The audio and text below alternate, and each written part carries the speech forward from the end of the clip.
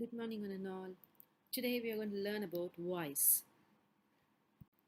So, you take voice, it is nothing but the quality of a verb which indicates whether the subject acts or is acted upon. If it acts, then you can call it as active voice. If it is acted upon, then you can call it as a passive voice. Any sentence structure will always have a subject, a verb, and an object. So now if you're looking into voice, definitely it has three types. One is called as the active voice and the other one is the passive. Third one, you can always call it as impersonal passive voice. But before we go into this active, passive, impersonal, passive, you should know few basic things. First of all, there are different forms of verbs. One is the be form, two, have form, and three, do form of verbs. So you should be aware of all these be, have, and do form of verbs as well as the past participle form of the verb. Now let's look into the be form of verbs. You take the be form, you can divide it into present tense and past tense. This present tense once again could be divided into singular, plural. Singular, there are two. One, am, and the two is. Plural, there is only one. It's called as are.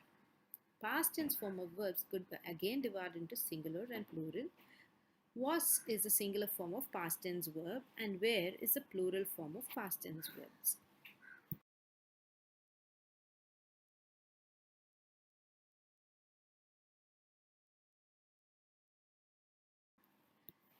Now, if you look into have form of verbs, once again, you can divide it into present tense, past tense.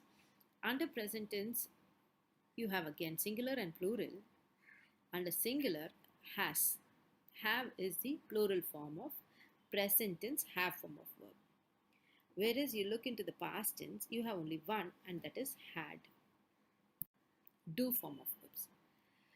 Once again, you can convert it into, you can divide it into present and past, singular and plural.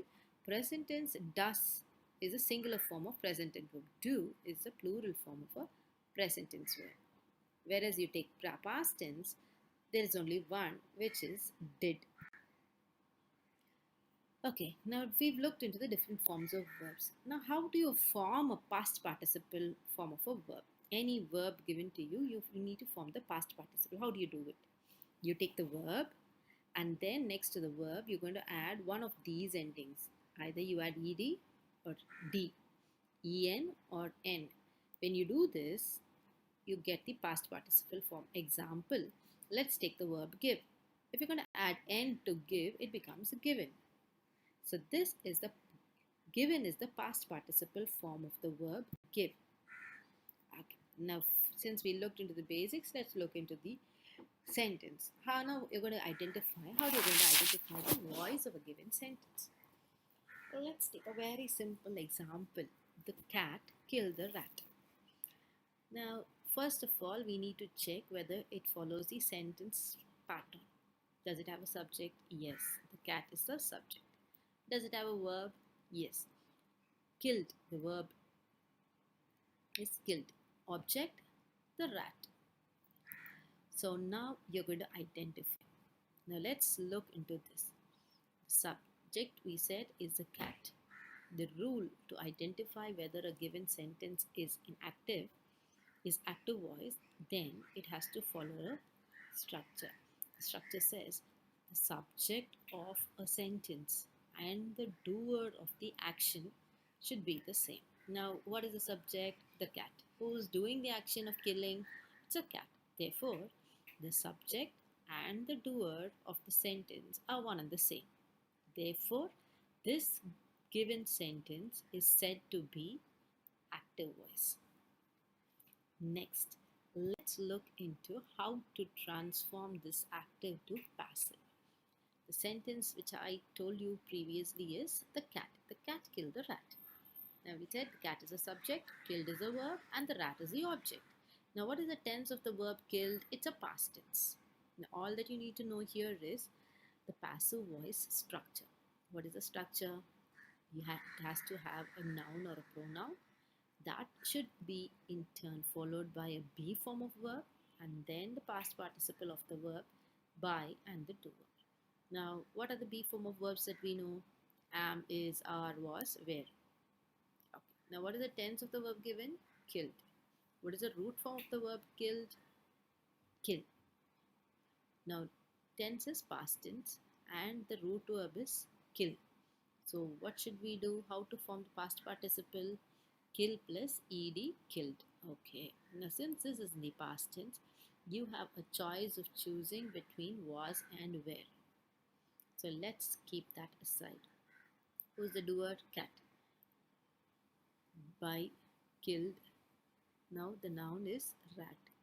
Rat is singular plural. If this is singular, then you will have a singular form of a be form of verb. If this is plural, you will have a plural form of a be form of verb. Therefore, the rat was killed by the cat. Now, how to convert the same sentence into impersonal passive? Impersonal passive, it's very simple. Now, we said noun or pronoun followed by a be form of verb and the past participle of the verb placed by and the doer. Now, impersonal passive means you will not mention by whom was this done. Fine? So, structure will stop with noun or pronoun plus be form plus past participle of the verb. The rat was killed. That's all. Now, examples, let's look into this. When I say the Professor Joe teaches at Oxford, it is active voice. Same, if you need to convert, you have to convert this teach into passive be form of verb plus the past participle. So he is taught at Oxford by Professor Joe. And impersonal passive, he is taught at Oxford.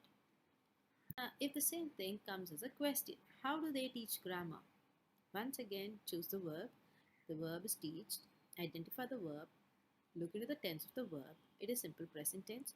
Therefore, be form of verb in the present tense singular followed by the past participle. So, how is grammar taught by them? Do they teach grammar? Do is a present tense form. Therefore, now let's look into this. I misplaced my documents yesterday. It is active voice. Now, misplaced is the past tense form of the verb. Therefore, it will become the documents, since this is plural, were misplaced by me yesterday. And impersonal, the documents were misplaced yesterday. Now, he did not invite me to the concert. Did is the past tense, therefore you say was not. And invite will become invited. Did you break my mug? Did again, past tense, therefore was my mug broken by you? Hope you enjoy. Thank you.